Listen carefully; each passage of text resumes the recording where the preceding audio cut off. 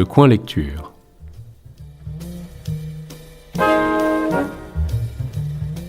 Présenté par Emmanuel Dufour.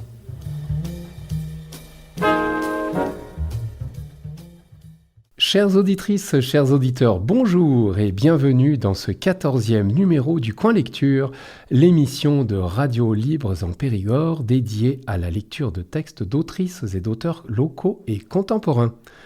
Aujourd'hui, nous allons découvrir la plume de Rolande Moreau, autrice de romans contemporains feel-good et de thrillers psychologiques. Née en 1956 à Arras, elle est professeure et vit désormais aux Cooks et Bigarroc. Je vais maintenant vous lire quelques extraits choisis de Vanille Fraise, son roman feel-good publié en 2024 aux éditions Maya.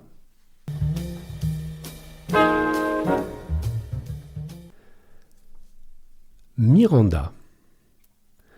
La journée avait très mal commencé, ce qui, compte tenu des circonstances, n'aurait pas dû m'étonner. Comment aurait-il pu en être autrement alors que je m'apprêtais à traverser la pire épreuve de ma vie, à enregistrer la plus cuisante défaite de ma carrière ? Ce vendredi 1er septembre était précisément le jour où j'allais subir les sévères conséquences d'une calamiteuse décision, d'un renoncement auquel j'avais consenti bien malgré moi, d'une capitulation trop vite acceptée.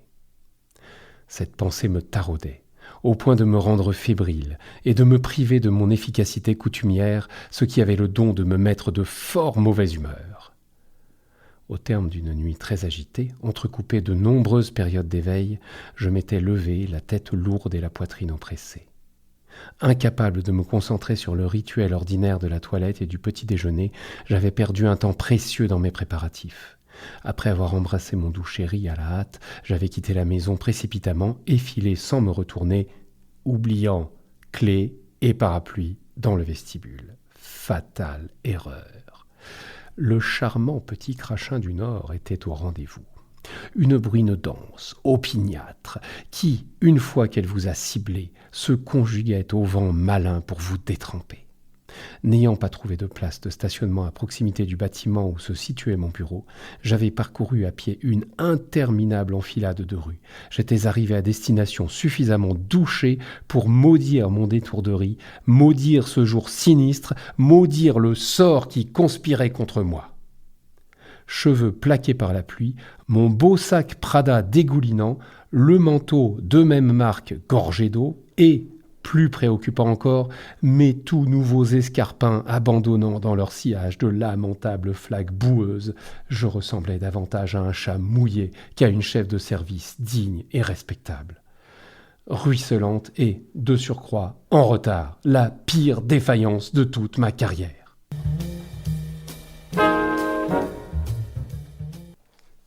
La pointe des châteaux.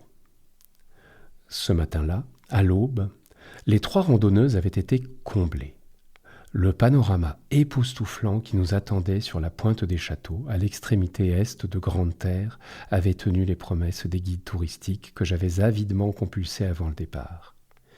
Assises sur les rochers, nous avions attendu dans la pénombre que le rideau se lève pour nous révéler un spectacle magistral et, inspiré par le lyrisme débridé des brochures, j'avais aussitôt laissé mon imagination fertile le transformer en un combat épique. Je ciselais de belles formules ronflantes que je me promis à mon retour de consigner dans un carnet de voyage. Ainsi, la forteresse de roches volcaniques érodée par les vagues qui venaient s'y fracasser lors des ouragans, poussée par la violence des alizés, défiait l'Atlantique de sa silhouette sombre. Une armée de nuages, sentinelles austères, veillait jalousement sur le sommeil de l'océan, secondée par une escouade de rochers massifs dont les contours déchiquetés surgissaient de l'eau à quelques mètres de la falaise abrupte. C'était à peine si l'on distinguait de pâles reflets moirés à la surface de l'eau. Soudain, le signal avait été donné. D'abord, une pâle teinte rosée avait nimbé la mer, tandis qu'entre les nuages, une clarté diffuse réveillait progressivement le ciel, accentuant par contraste leurs masses opaques. Bientôt, un fin trait d'or était apparu à l'horizon, Et il en était surgi aussitôt un éclair fulgurant qui était venu transpercer le nuage situé immédiatement à la verticale. Dès lors, tout s'était passé très vite. Le trait d'or s'était dilaté, comme animé par une force conquérante, et avait annexé tout l'espace qui se trouvait à proximité, laissant rapidement place à un disque éblouissant, d'où s'échappaient de violents rayons orangés de plus en plus larges et de plus en plus belliqueux. La clarté et les ténèbres s'étaient livrées sous nos yeux à un combat titanesque. De toutes parts, les nuages assaillis par le globe éblouissant avaient été canonnés, mis en pièces, investis par la lumière, saturés par toute une gamme de couleurs chaudes, allant du jaune le plus intense à l'orange le plus offensif. Ils avaient succombé, un à un, aux assauts de l'astre, s'étaient ourlés d'or, puis embrasés, réverbérant à leur tour les teintes de l'aube. Seule la mer, dernier bastion de résistance, avait réussi à préserver un temps son opacité. Pourtant, elle aussi avait finalement capitulé face aux assauts d'un ennemi déterminé. Pour consacrer sa victoire, après nous avoir offert l'embrasement de l'horizon, des nuages et du ciel, le soleil avait réveillé peu à peu toutes les nuances de bleu de l'océan. Nous avions applaudi le triomphe de la lumière sur l'obscurité et, depuis le promontoire rocheux et découpé sur lequel nous étions juchés, nous avions pu embrasser du regard l'outre-mer des fonds marins, contrastant avec les dégradés de turquoise sur le lagon protégé par la barrière de corail. La houle qui s'était gonflée coiffait les vagues d'une épaisse couche d'écume blanche et complétait ainsi l'harmonie de couleurs. Au loin, la Désirade se devinait, surgissant des flots dans une brume bleutée. Emporté par mon propre souffle épique, je sentis s'échapper une larme devant tant de beauté.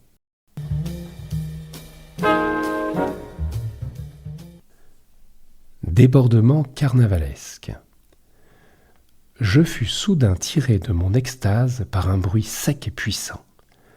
Le premier claquement qui retentit à mes oreilles crépita comme un coup de feu. Un deuxième suivit, puis un troisième dans la foulée. Interdite, je sursautai et m'immobilisai.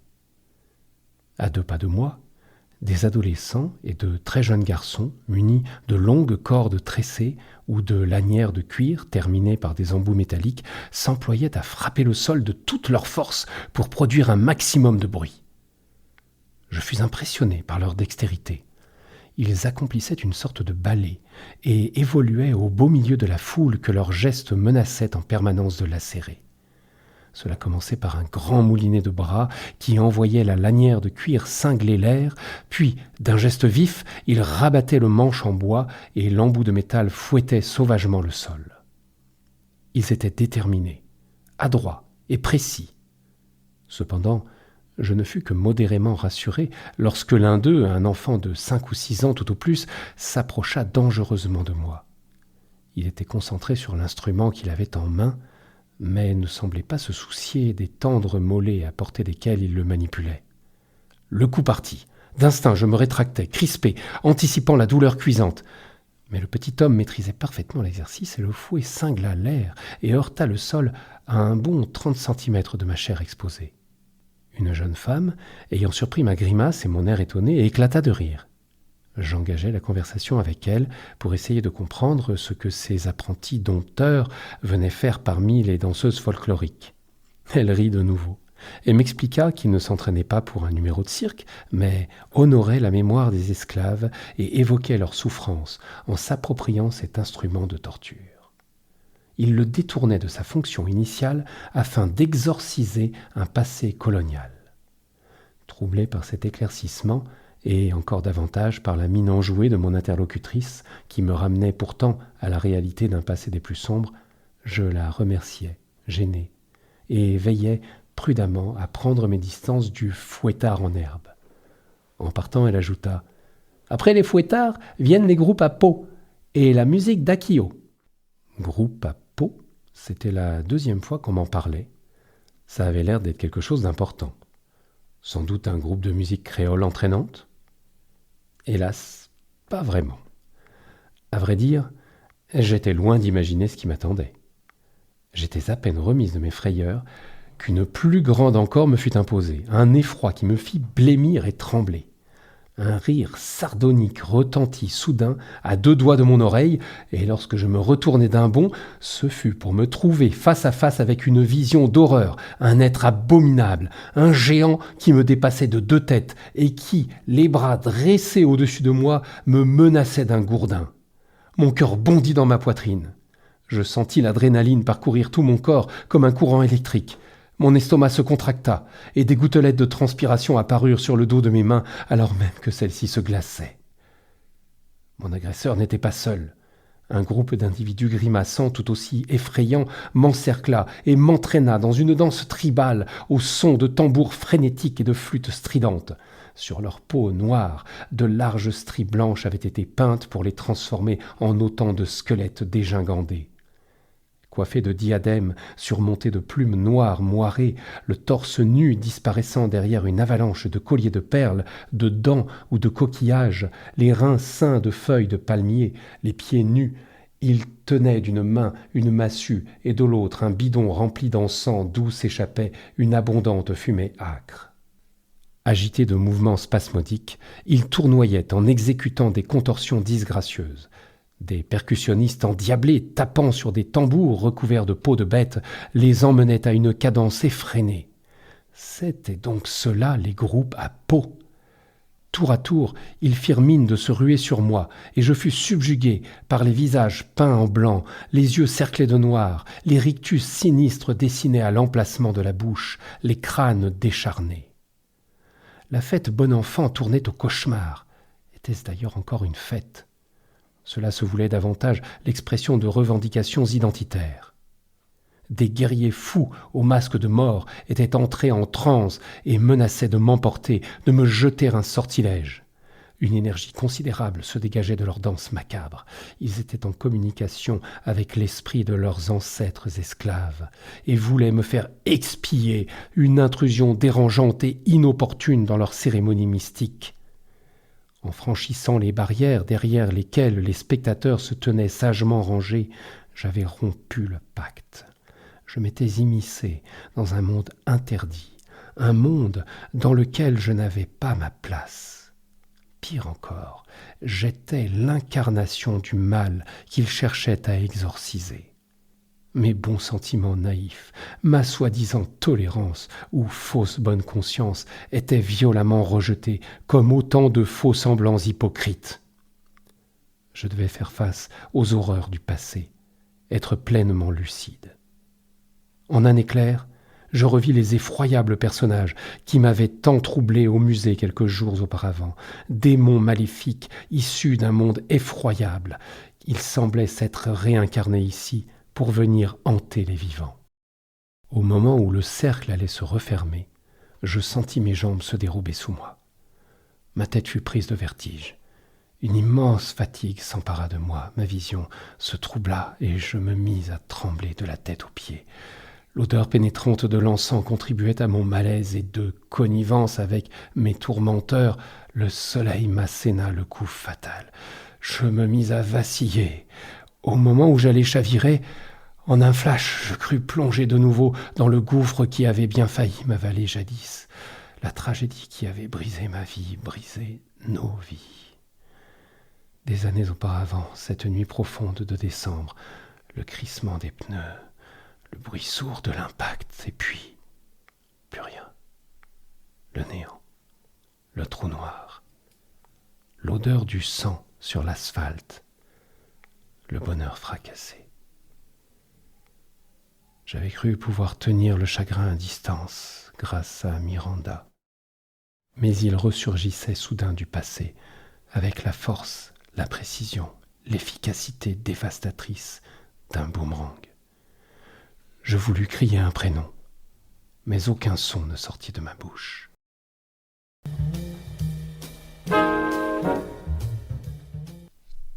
Voyage au paradis. Légèrement déçus par cette petite déconvenue, mes amis proposèrent d'aller sans plus tarder voir le village de Désay, où nous attendait, me promirent-elles, une découverte touristique des plus intéressantes. Je fus plutôt surprise par cette annonce.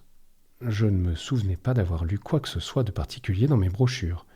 Juste un pittoresque village au bord de l'eau, comme l'île en comptait de nombreux par ailleurs.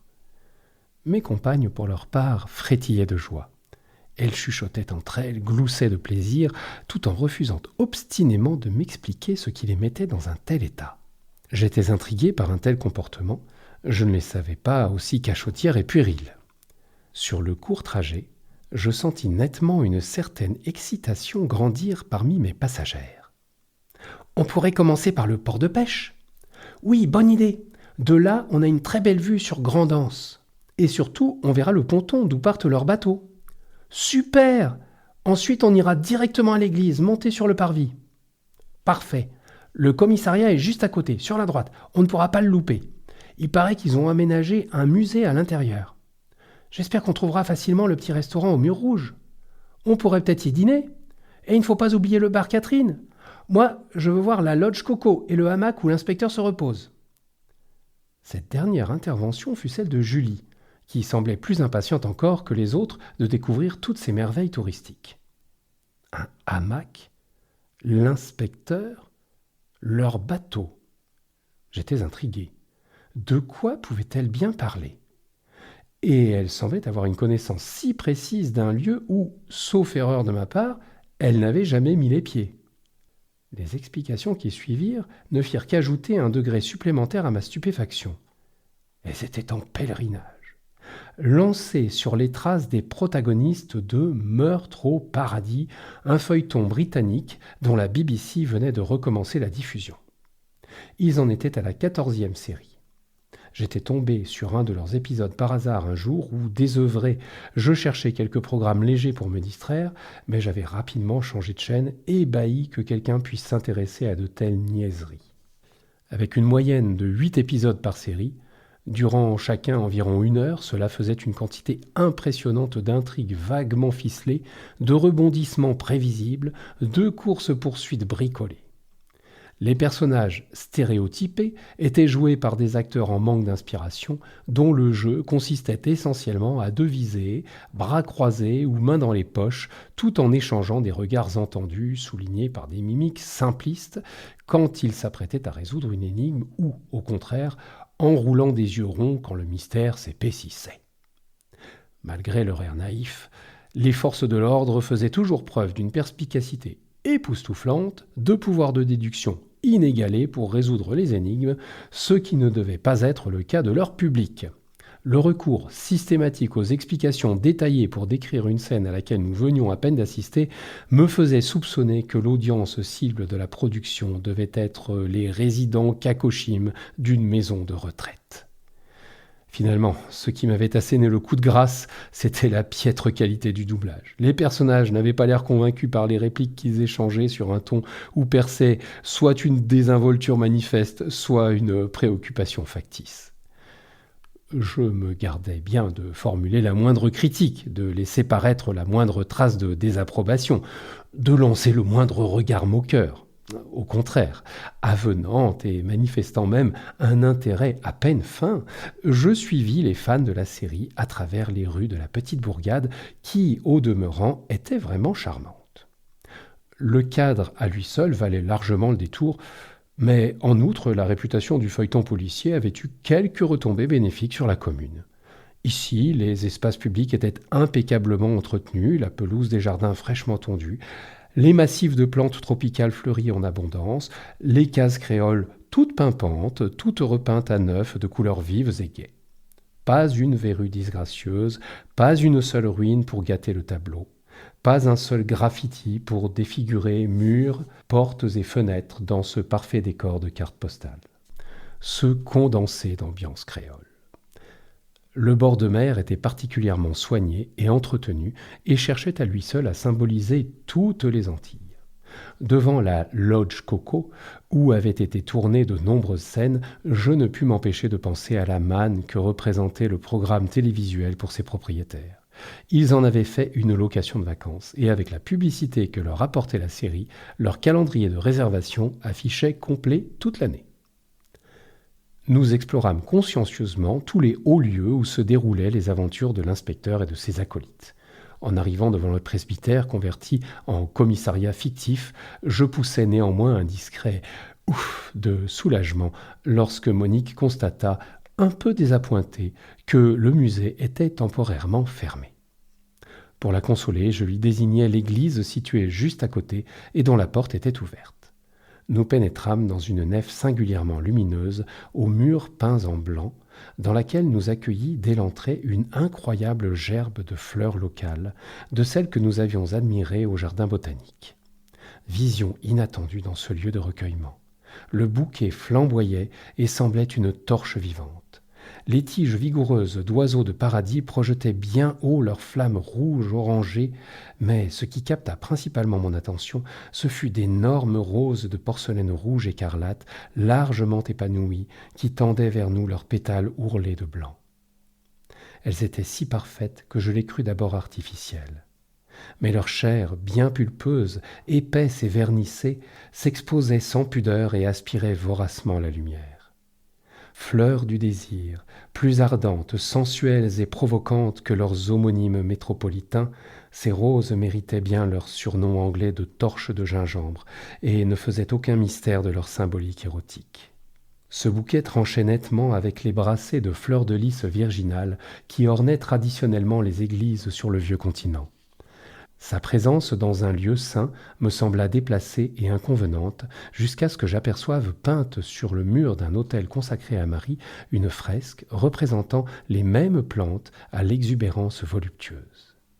Le voile bleu marial et la robe blanche, de même que les colombes qui accompagnaient la Vierge, s'accommodaient de la présence tumultueuse de cette flore luxuriante et charnelle. Décidément, la France d'outre-mer avait revisité les représentations chrétiennes et les avait acclimatées à sa manière.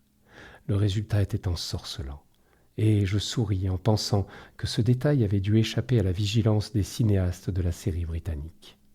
Le bouquet de fleurs tropicales de l'église Saint-Pierre et Saint-Paul de Désay ruinait en un instant l'image aseptisée, sage et polissée qu'ils avaient voulu créer et réintroduisait la fougue et la vigueur des tropiques dans leurs factices décors de cinéma.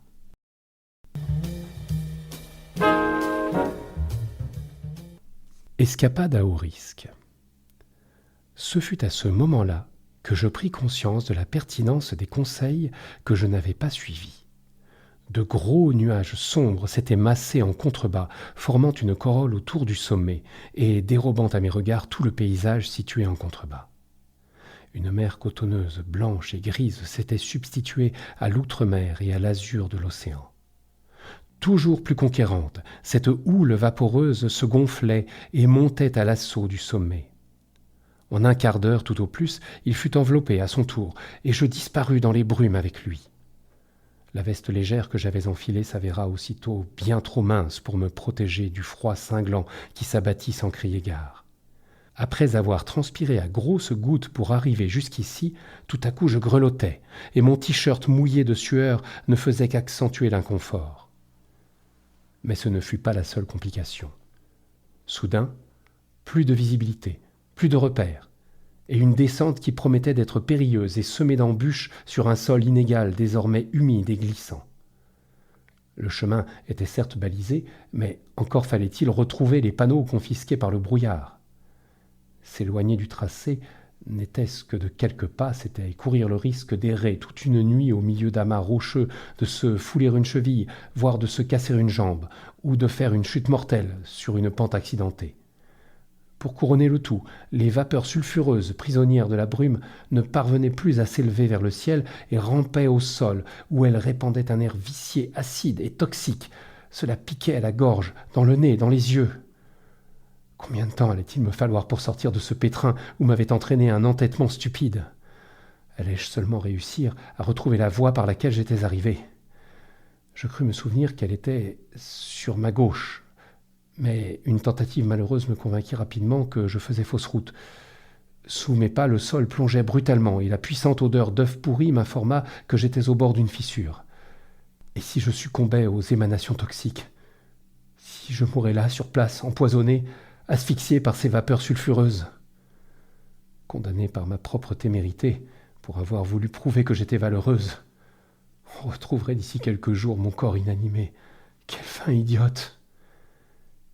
Et s'il n'y avait que le risque d'étouffement, je me mis à songer avec effroi au magma que j'avais sous les pieds.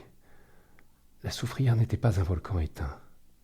Sous une frêle croûte de lave figée bouillonnait une marmite infernale, prête à exploser.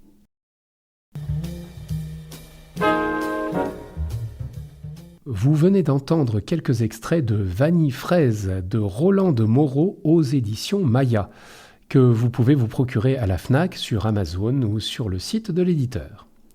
C'est tout pour aujourd'hui. Je vous rappelle que vous pouvez me recommander des textes d'autrices et d'auteurs locaux et contemporains en contactant RLP par mail à l'adresse radiolibresenpérigord@gmail.com ou par téléphone au 05 53 46 80 24, où vous pourrez laisser un message en précisant le nom de l'émission Le Coin Lecture.